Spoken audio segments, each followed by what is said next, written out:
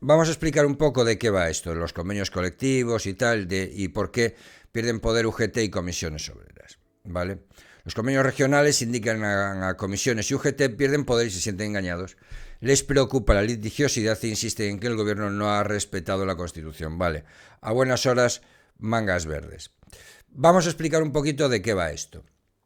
Los convenios colectivos tienen aplicación directa por encima de la legislación general. Es decir, si el Estatuto de los Trabajadores dice que el salario mínimo va a ser de 1.100 euros, vale, pues nadie cobrará menos de 1.100 euros. Pero si el convenio colectivo dice que el salario mínimo son 1.400, pues se cobrarán 1.400. Ahora bien, puede haber convenios colectivos nacionales, autonómicos, provinciales e incluso locales, o convenios colectivos de empresa. Bien, con la anterior reforma laboral del Partido Popular, los convenios colectivos de empresa tenían prioridad aplicativa sobre los convenios colectivos provinciales, regionales, autonómicos, tal, los de carácter territorial. ¿Qué quería decir eso? Que tú imagínate que el salario mínimo interprofesional son 1.200 euros, pero para ese sector en concreto el convenio colectivo nacional es de 1.900 euros. La propia unidad de trabajo, la propia empresa podía hacer un convenio colectivo de empresa que dijera, no, en esta empresa va a ser 1.400 euros, que estuviera por debajo del convenio colectivo estatal, y a pesar de eso era legal. Tenían prioridad aplicativa los convenios colectivos de empresas sobre los sectoriales. En el tema autonómico pasa lo mismo, es decir, tu convenio autonómico puede pagar más que el nacional, pero no menos, porque no tiene prioridad aplicativa en eso, ¿vale? Si paga más, más, pero si paga menos, no. ¿Qué han hecho ahora? Que en Euskadi tenga prioridad aplicativa los convenios autonómicos sobre los nacionales, ¿vale? Entonces, si en el convenio del metal en Euskadi son 100 euros menos que en el resto de España, pues tendrá prioridad aplicativa. ¿Por qué hace esto el PNV? ¿Y por qué hace esto EH Bildu y tal igual?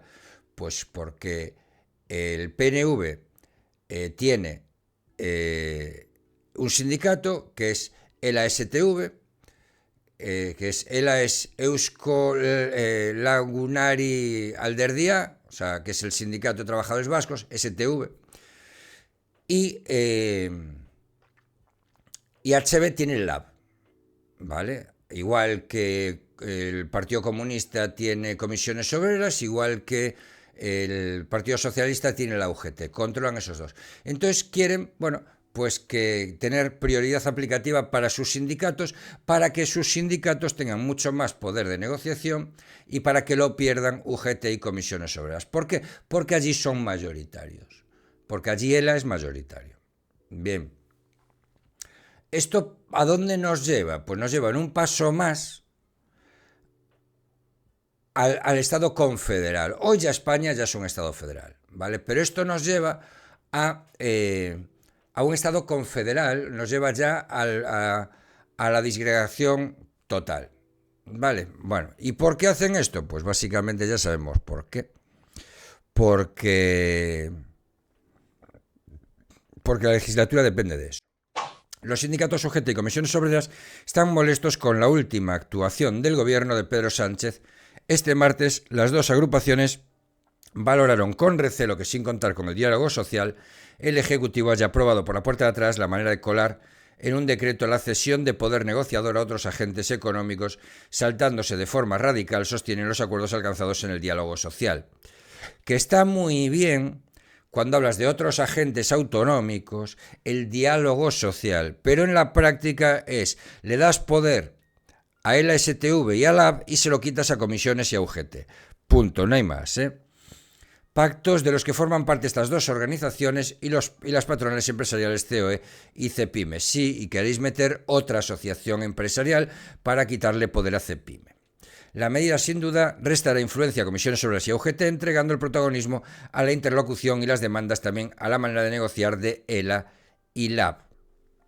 federaciones sindicales que se caracterizan por medir su fuerza por el número de jornadas de huelga, resalta una fuente económica vasca consultada. De hecho, este martes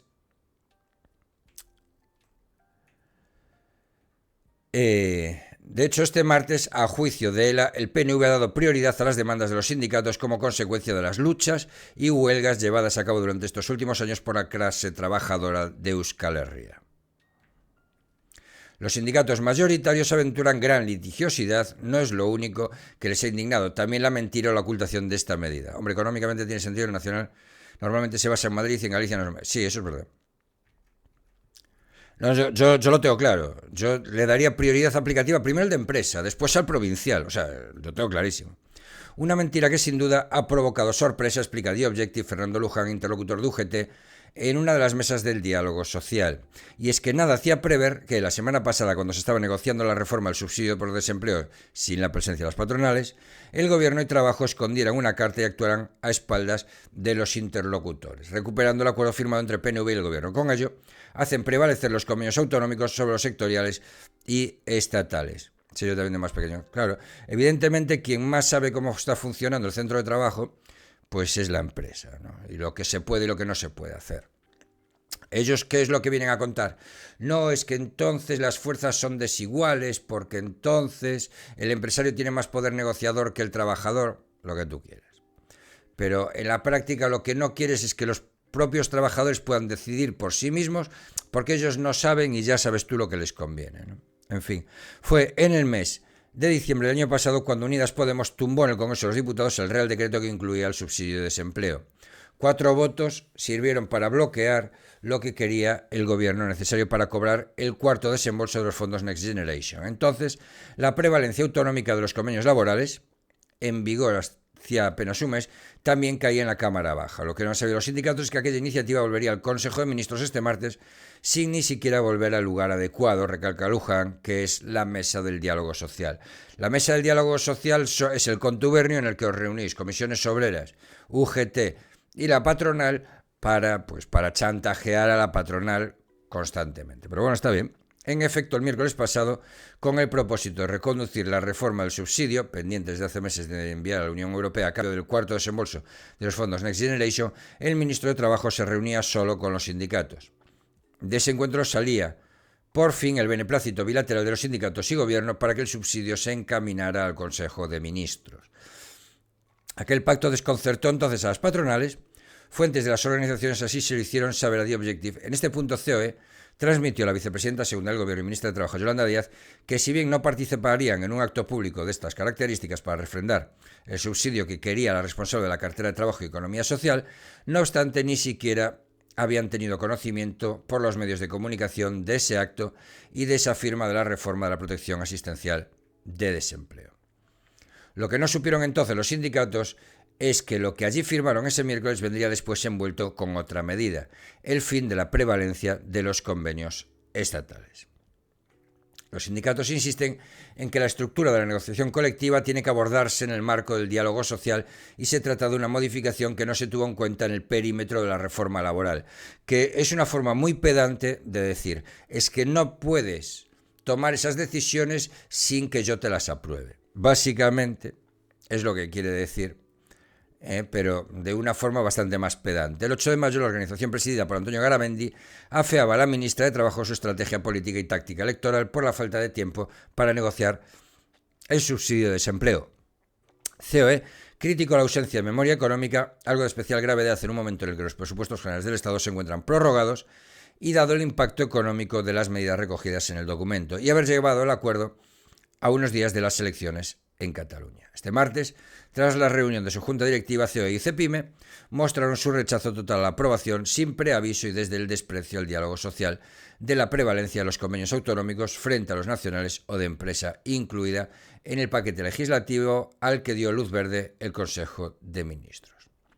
Por último, desde el punto de vista formal, recordaron que la propia Constitución recoge el mandato de consultar a los agentes sociales modificaciones de este calado en la negociación colectiva, algo que también suscribió a nuestro diario el representante de UGT, Fernando Luján.